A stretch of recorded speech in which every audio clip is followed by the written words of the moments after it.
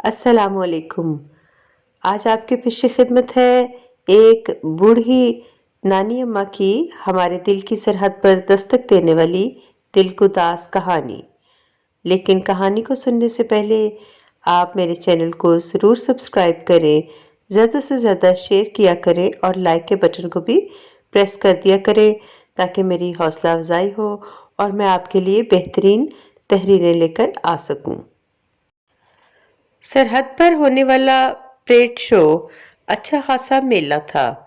سینکڑوں لوگ، مرد، عورتیں، بچے، بچیاں، گرمی اور حبس کے باوجود 1.5 کلومیٹر لمبی سڑک پر پیدل چلنے کے باوجود، فوجی چیک پوسٹس پر بار بار قطار لگانے اور تلاشی دینے کے باوجود پریشان نظر نہ آتے تھے۔ ان کے چہروں پر ایک دبا دبا جوش دکھائی دیتا تھا اور ہر جانب تعینات فوجی رنگروٹوں کی سخت گیری بھی انہیں بے مزہ نہ کرتی تھی۔ وہ آہستہ آہستہ ہر رکاوٹ عبور کرتے آگے بڑھتے جاتے تھے، اس تماشا گاہ کی طرف جہاں پاکستان کی سرحد ختم ہوتی تھی اور بالکل سامنے بھارت کی سرزمین، فوجی اور لوگ نظر آتے تھے۔ نصف صدی سے یہ میلہ ہر شام 4 بجے سے 6 بجے تک اسی طرح سجتا تھا۔ پریڈ ہر جانب گونجتے ملی نغمے، لمبے ترنگے، سرحدی محافظوں کا پرجوش مارچ، کسی اندیکھی توانائی سے بھرے سینکڑوں لوگ فلک شگاف نعروں سے سرحد پار موجود ہجوم کے نعروں کا جواب دیتے ہوئے لوگ دور دور کے شہروں سے تماشا دیکھنے آتے تھے۔ اس شام 4 بجے کے قریب ایک رکشہ واہگہ تھانے سے ذرا آگے پہلی چیک پوسٹ کے پاس آ کر رکا۔ پہلے ملک دلدار اترا، 6.25 فٹ قد والا ملک دلدار، جس کے بال اب اتنے گھنے نہیں رہے تھے۔ پھر اس نے احتیاط سے اپنی بوڑھی نانی کو رکشے سے اتارا۔ ارد گرد کھڑے فوجی جوانوں کی نظریں ہر آنے والے پر تھیں، ہر گاڑی، ہر رکشے اور موٹر سائیکل پر۔ حفاظتی انتظامات پہلے کے مقابلے میں بہت زیادہ تھے۔ 2 سال قبل کوئی بدبخت بم باندھ کر آ گیا تھا اور درجنوں لوگوں کی موت کا سبب بنا تھا۔ اس کے بعد سے چیکنگ بہت سخت کر دی گئی تھی۔ ملک دلدار کے چہرے پر سفر کی تھکن تھی۔ فیصل آباد سے لاہور، پھر لاری اڈے سے باٹا پور اور باٹا پور سے رکشے کے ذریعے واہگہ۔ مگر اس کی بوڑھی نانی تازہ دم نظر آتی تھیں۔ اس کا ایک گھٹنا تقریباً جواب دے گیا تھا، جس کی وجہ سے وہ چھڑی استعمال کرنے لگی تھی اور اس کی کمر جھک گئی۔ لیکن اس کے جھریوں بھرے چہرے پر ایک خوشی کی لہر تھی اور موٹے شیشوں والی اینک کے پیچھے اس کی آنکھیں جیسے مسکرا رہی تھیں۔ ملک دلدار کا بس چلتا تو وہ زندگی میں کبھی یہاں نہ آتا، مگر وہ نانی کی خواہش کو ٹال نہیں سکتا تھا۔ برسوں سے نانی سال بھر میں ایک ہی فرمائش کرتی تھی۔ گندم کی کٹائی کے دنوں میں جب دن گرم ہونے لگتے تھے اور بیساکھ کا مہینہ سر پر آ پہنچتا تھا، نانی اس طویل سفر کے لیے تیار ہو جاتی تھی اور ملک دلدار دل ہی دل میں نہ جانے کے ہزار بہانے تراشنے کے باوجود نانی کو منع کرنے کی ہمت سے خود کو محروم پاتا تھا۔ کبھی کبھی اسے خود پر غصہ بھی آتا تھا کہ آخر وہ ایسا سوچتا ہی کیوں ہے۔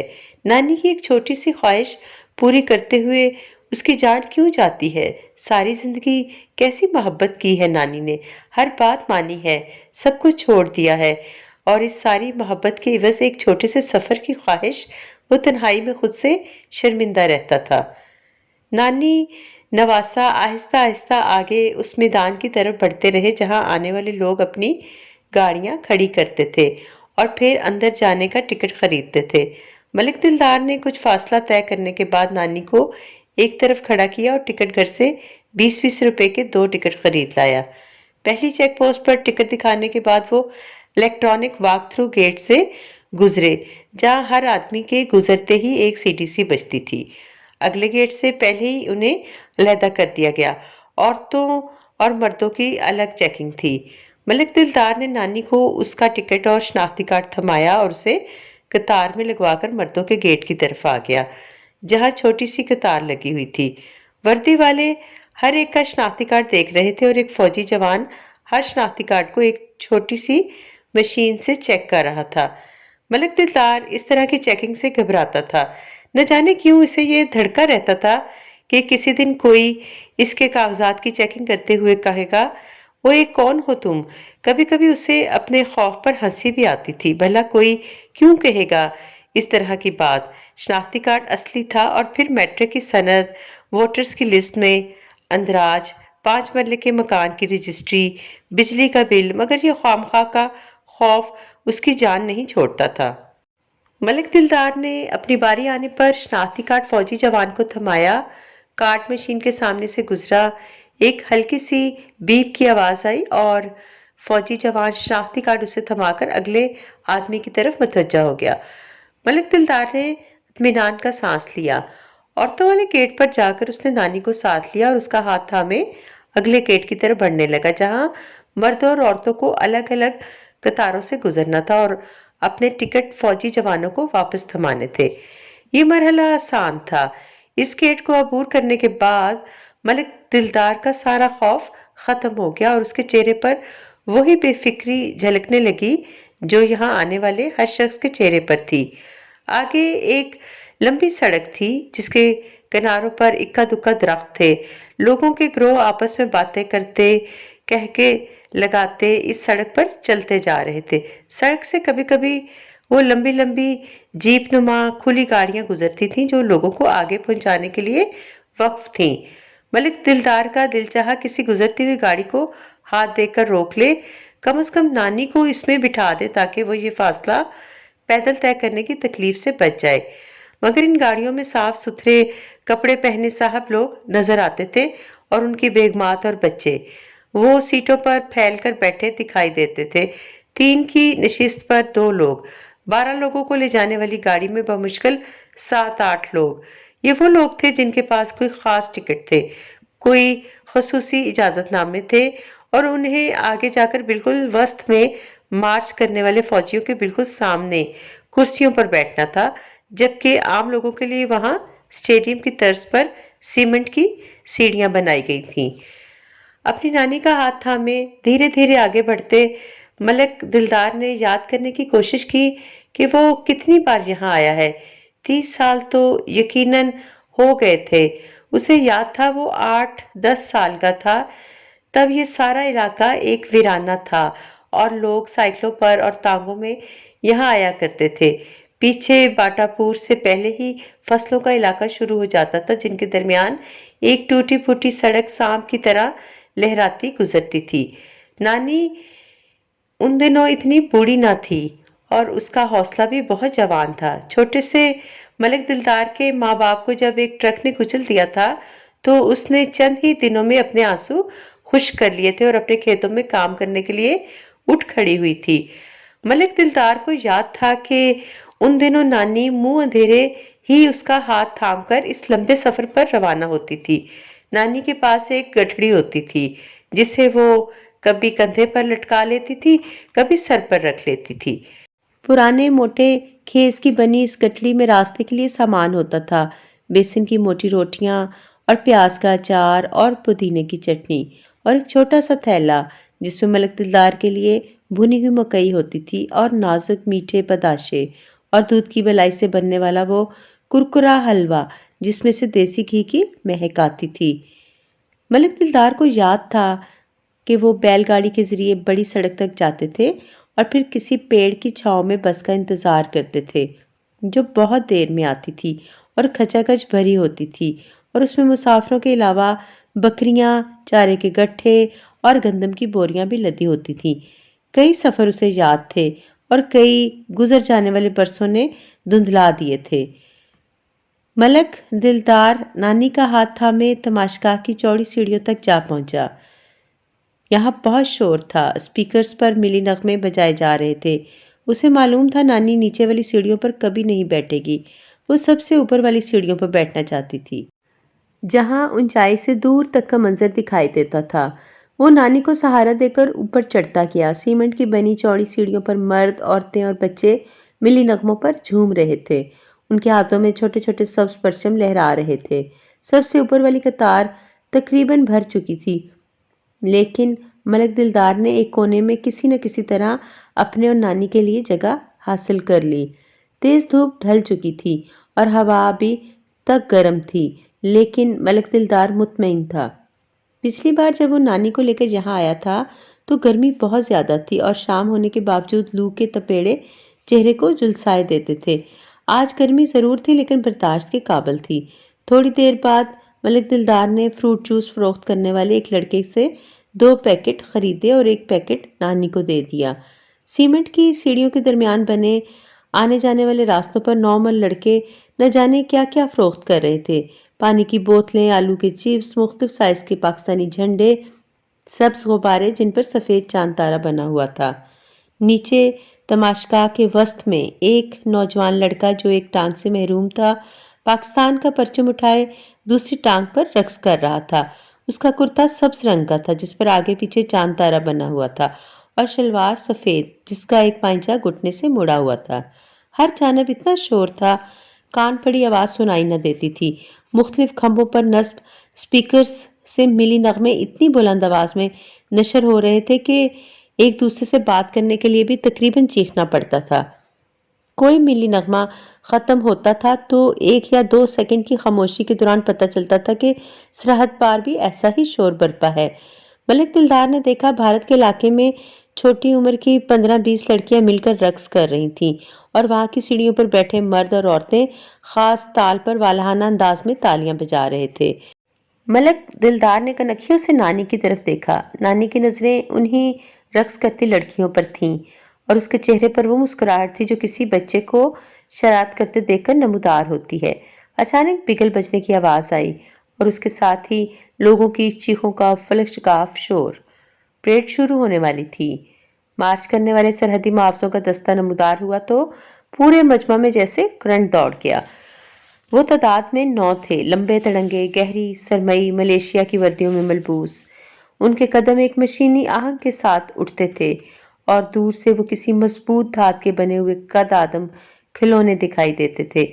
سرخ اور سیاہ ٹوپیاں جن پر سیاہ رنگ کی بہت بڑی کلا تھی۔ سب سے آگے مارچ کرنے والے جوان نے سبز رنگ کی ٹوپی پہن رکھی تھی۔ ملک دلدار نے غور سے دیکھا تو اسے احساس ہوا کہ وہ ٹوپی نہیں تھی، وہ سکھوں کی روایتی پگڑی تھی۔ اسے اپنی آنکھوں پر یقین نہ آیا۔ اسی وقت ہر جانب برپا شور میں نانی نے تقریباً چلا کر اس سے پوچھا، یہ کوئی خالصہ ہے؟ ملک دلدار نے کہا، لگتا تو خالصہ ہی ہے نانی۔ نانی کے چہرے پر حیرت تھی اور آنکھوں میں بے یقینی۔ پاکستان میں سکھ فوجی ہوتے ہیں؟ ملک دلدار نے صرف سر ہلایا۔ نانی کے سوال کا جواب اسے خود بھی معلوم نہیں تھا۔ نانی کی نظریں دیر تک اسی سکھ سرحدی محافظ پر جمی رہیں جو اب سرحدی گیٹ تک پہنچ چکا تھا۔ پیچھے آنے والے دوسرے محافظوں کی طرح وہ بھی لمبا تڑنگا تھا اور اس کے بدن میں بجلی بھری محسوس ہوتی تھی۔ اپنے ساتھیوں کی طرح وہ بھی ہر قدم اتنی طاقت کے ساتھ زمین پر رکھتا تھا کہ دل میں ایک انجانی دھمک سنائی دیتی تھی اور دیکھنے والوں کے بدن میں لہو کے ساتھ جوش بھی دوڑنے لگتا تھا۔ سرحد پر نصب بلند آہنی گیٹ اسی نے کھولا۔ ملک دلدار کے چہرے پر مسکراہٹ آ گئی۔ سرحد پار والے فوجیوں کو کتنا غصہ آتا ہوگا جب وہ پاکستان کی جانب سے ایک سکھ کو آگے دیکھتے ہوں گے۔ ملک دلدار نے مڑ کر نانی کی طرف دیکھا۔ نانی کی نظریں اب سرحد پر بیٹھے لوگوں پر مرکوز تھیں، یہ شاید ان کے پیچھے پیپل اور نیم کے درختوں پر۔ نیچے لنگڑا لڑکا فوجی ترانے کے آہنگ پر پاکستان کا پرچم لہرا رہا تھا اور ایک ٹانگ پر والہانہ رقص کر رہا تھا۔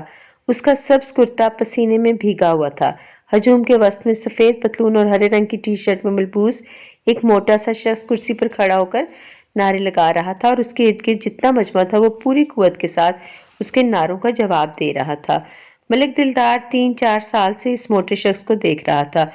وہ لوگوں میں جوش پیدا کرنے کا کام کرتا تھا، وہ رقص کرتا لنگڑا لڑکا بھی۔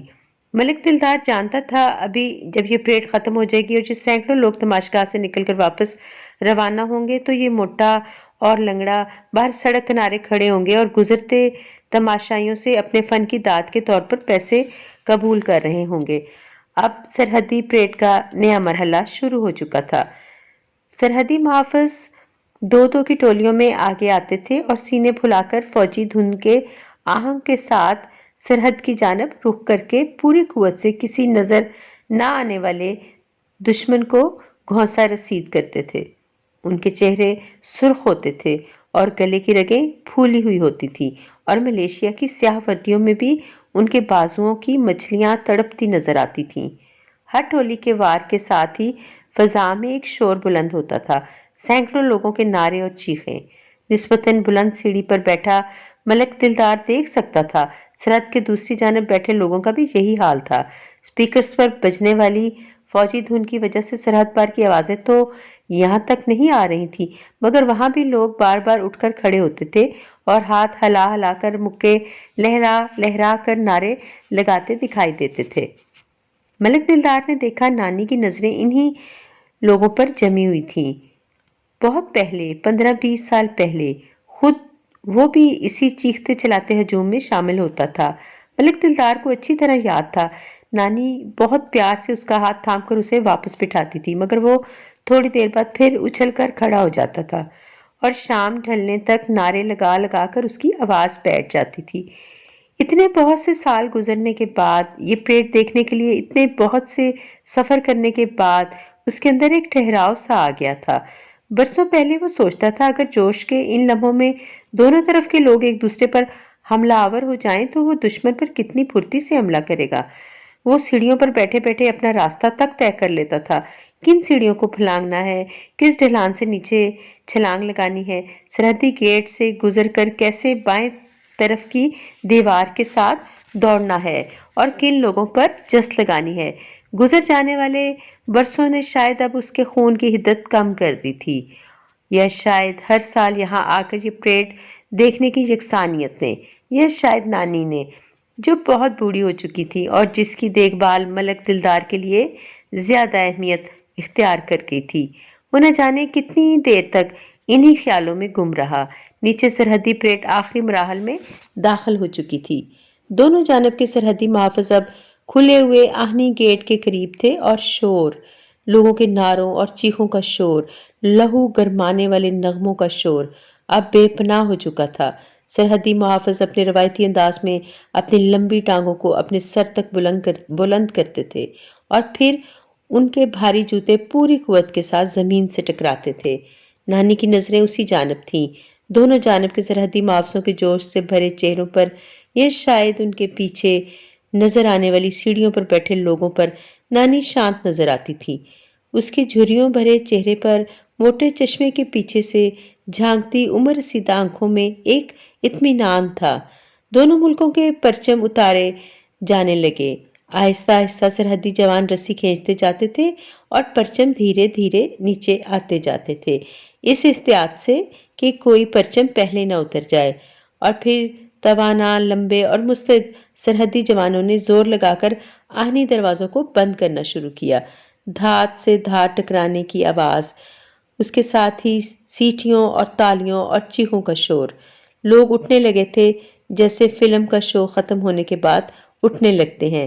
اسپیکرز پر ایک مقبول ملی نغمہ گونجنے لگا تھا۔ ملک دلدار نے دیکھا سرحد پر موجود لوگ بھی اٹھ کھڑے ہوئے تھے۔ کچھ لوگ موبائل فون سے تصویریں کھینچ رہے تھے، کچھ نے سیڑھیاں اترنی شروع کر دی تھیں۔ یہی منظر پاکستان کے علاقے میں تھا۔ سرحدی محافظ، جو اب کسی کی توجہ کا مرکز نہ تھے، خاموشی سے مارچ کرتے ہوئے واپس جا رہے تھے۔ فوجی جوان لوگوں کو قطار کی صورت میں باہر کی جانب نکلنے والے راستے کی طرف بھیج رہے تھے۔ ملک دلدار نانی کا ہاتھ تھام کر سیڑھیاں اترنے لگا۔ گھٹنے کی تکلیف کی وجہ سے نانی بہت آہستہ آہستہ نیچے اتر رہی تھی۔ وہ پہلے اپنی چھڑی نچلی سیڑھی پر رکھتی تھی، پھر ملک دلدار کے ہاتھ پر زور دے کر نیچے قدم رکھتی تھی۔ جس وقت وہ سیڑھیاں اتر کر نیچے پہنچے، بیشتر مرد، عورتیں اور بچے پتلے سے راستے سے گزر کر باہر نکل چکے تھے۔ اندر صرف چند نوجوان رہ گئے تھے جو ریلنگ کے سہارے کھڑے سرحد پار سیڑھیوں پر نظر آنے والوں کو دیکھ کر ہاتھ ہلا رہے تھے۔ جواب میں دوسری جانب سے بھی لوگ ہاتھ ہلا رہے تھے۔ سیڑھیاں اترنے کی مشقت سے نانی کا سانس پھول گیا تھا۔ وہ ایک ہاتھ میں چھڑی تھامے دوسرے ہاتھ سے ریلنگ کا سہارا لے کر کچھ دیر کھڑی رہی۔ ملک دلدار بھی کھڑا ہو گیا۔ یہاں سے سرحد پار بنی سیمنٹ کی سیڑھیوں کا صرف اوپر والا حصہ نظر آتا تھا۔ ملک دلدار نے دیکھا وہاں ایک سکھ خاندان کھڑا ہاتھ ہلا رہا تھا، ایک مرد اور عورت اور دو کم عمر لڑکے۔ ریلنگ کے سہارے کھڑی نانی نے بھی انہیں دیکھ کر ہاتھ ہلایا۔ ملک دلدار نے کہا، چلو نانی۔ نانی نے اس کی بات جیسے سنی ہی نہ تھی۔ وہ ہاتھ ہلائے جا رہی تھی اور لگتا تھا دور سرحد پر اونچائی پر کھڑے اس سکھ خاندان کی ساری توجہ بھی اب ہاتھ ہلاتی نانی پر تھی۔ ملک دلدار نے دیکھا وہ سکھ نانی کو دیکھ کر ہاتھ جوڑے سر کو بار بار جھکا رہا تھا اور اس کی بیوی ہاتھ ہلاتے ہوئے مسکرا رہی تھی۔ ملک دلدار نے پھر کہا، نانی دیر ہو رہی ہے۔ اس کی آواز میں اضطراب جھلک رہا تھا۔ اسی وقت سکھ نے اپنے دونوں ہاتھوں سے ہونٹوں کے گرد بھونپو سا بنا کر پوری قوت سے چلا کر کچھ کہا۔ ہوا کے دوش پر اس کی دھیمی سی آواز آئی، یوں جیسے اس نے کہا ہو، آ نہیں سکتا، یا ایسا ہی کچھ اور۔ نانی کا بوڑھا بدن لمحے بھر کو کسی کمان کی طرح تن گیا۔ موٹے چشمے کے پیچھے اس کی آنکھیں چمکیں۔ اس کے بائیں ہاتھ نے چھڑی کو ایک جھٹکے سے چھوڑا۔ سرخی اس کے چہرے پر کسی لہر کی طرح چھائی اور اس نے دونوں ہاتھ فضا میں بلند کر کے پنجوں کے بل اٹھ کر جسم و جان کی پوری طاقت کے ساتھ چیخ کر کہا، سدوگاس۔ کچھ دور کھڑے لڑکوں نے پلٹ کر دیکھا، یوں جیسے کچھ سمجھنے کی کوشش کر رہے ہیں۔ لمحے کے 1000ویں حصے میں کوئی برسوں پرانا منظر ملک دلدار کی یاد کے نہا خانوں سے نکلا اور اسے ایک رس بھری آواز گونجتی محسوس ہوئی، نانک بھگتا سدوگاس، بند کوٹڑی کے پرانے چوبی دروازے سے چھن کر آنے والی آواز۔ ملک دلدار نے گرج کر کہا، چلو نانی۔ اس نے ایک جھٹکے سے نانی کی چھڑی اٹھائی اور دوسرے ہاتھ سے نانی کو باہر جانے والے راستے کی طرف گھسیٹ لیا۔ نانی اس کے پیچھے ڈولتی لڑکھڑاتی اپنے گھٹنے کی تکلیف سے کراہتی چلتی گئی، مگر اس کی نظریں وہیں جمی تھیں، اسی سکھ خاندان پر۔ ملک دلدار کو احساس ہوا کہ وہ ہانپ رہا ہے، اس آدمی کی طرح جو کسی تیز رفتار ریل گاڑی کی زد میں آنے سے بال بال بچا ہو۔ اسے محسوس ہو رہا تھا جیسے اس کی ٹانگوں میں جان ہی نہیں رہی۔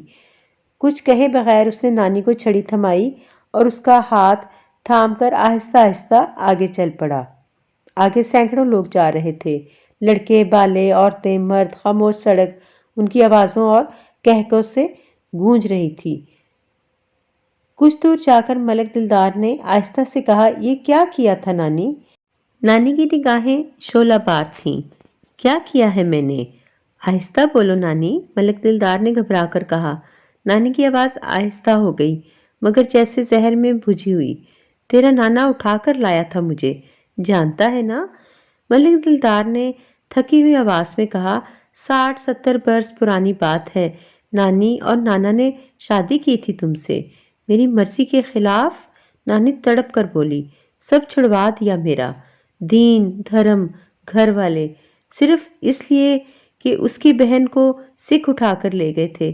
اس نے شادی نہیں کی تھی، بدلہ لیا تھا۔ نانی کی آنکھوں میں آنسو چمک رہے تھے۔ آہستہ ملک دلدار نے ارد گرد دیکھا، کوئی بھی قریب نہ تھا۔ اس نے نانی کے چہرے پر بہہ آنے والے آنسو اپنے ہاتھ سے صاف کیے۔ تھوڑی دیر تک وہ دونوں خاموش چلتے رہے۔ آگے سڑک کنارے کئی لوگ جمع تھے۔ ملک دلدار نے غور سے دیکھا تو اسے اندازہ ہوا وہاں وہ لنگڑا لڑکا کھڑا تھا، پرچم تھام کر ایک ٹانگ پر رقص کرنے والا لڑکا۔ لوگ اسے شاباشی دے رہے تھے، پیسے دے رہے تھے اور وہ سپاٹ چہرے کے ساتھ سب قبول کرتا جا رہا تھا۔ کچھ دور جا کر نانی نے آہستہ سے کہا، وہ میرے میکے والے تھے۔ کون؟ ملک دلدار نے حیرت سے پوچھا۔ وہ جو ہاتھ ہلا رہے تھے۔ مجھے ایسا ہی لگا جیسے… کیسی باتیں کرتی ہو نانی؟ نانی نے کہا، تو کیا جانے میکا کیا ہوتا ہے؟ ایسی باتوں کا کیا فائدہ نانی؟ ملک دلدار نے نرمی سے کہا، تم جانتی ہو کتنا نقصان ہو سکتا ہے، جانتی ہو نا؟ پہلے کی بات اور تھی، 20-30 برس پہلے لوگ ایسے نہیں تھے، اب سب بدل گیا ہے، پاگل ہو چکے ہیں لوگ، جلا ڈالتے ہیں، برباد کر دیتے ہیں۔ نانی کی نظریں سامنے سڑک پر جمی تھیں۔ تم نے مجھے پالا ہے نانی۔